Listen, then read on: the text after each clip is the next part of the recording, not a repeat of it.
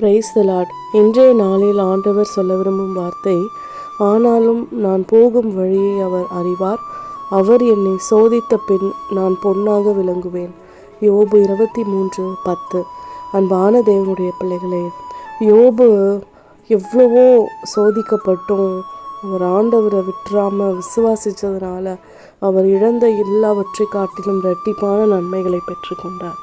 அதே போல் இன்றைக்கு நம்ம நிறைய நேரத்தில் சொல்கிறோம்ல, ஆண்டவர் எங்களை சோதிக்கிறாரு, எனக்கு மட்டும்தான் நிறைய பிரச்சனைகள் வருது, அதெல்லாம் நான் எப்படி கடந்து போவேன்னு தெரியலை, ஆண்டவரை தெரியாதவங்க தப்பு பண்ணுறவங்க நல்லா இருக்காங்க. இதுதான் அடிக்கடி நம்ம வாயில் வர வார்த்தை. நம்ம சோதிக்கப்படுறோமா, நமக்கு பிரச்சனைகள் வருதா, அதை குறித்து நீங்கள் கவலைப்படாமல் ஆண்டவர் நம்மளை தகுதிப்படுத்துகிறாரு, அவர் நம்மை புடமிடுறாரு. ஆண்டவர் நமக்கான ஒரு வாழ்க்கையை, அதாவது சோதித்ததுக்கப்புறம் பொன்னாக விளங்கக்கூடிய ஒரு பாக்கியத்தை நமக்கு வச்சுருக்காரு.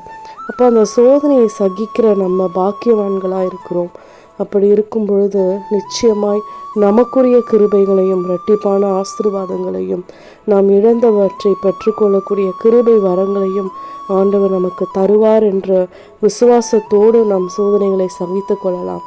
அந்த சோதனையை சகித்து கொள்ளும் பொழுது நம்ம மட்டும் முயற்சி செஞ்சு அதுலேருந்து வெளியில் வர்றோம்னு நினைக்காதீங்க. ஆண்டவர் நம் கூட இருக்கிறதுனால தான் எல்லாவற்றையும் தாங்கிக்கக்கூடிய பலன் அவர் நமக்கு கொடுக்குறாரு. விசுவசிப்போம். ஆமேன்.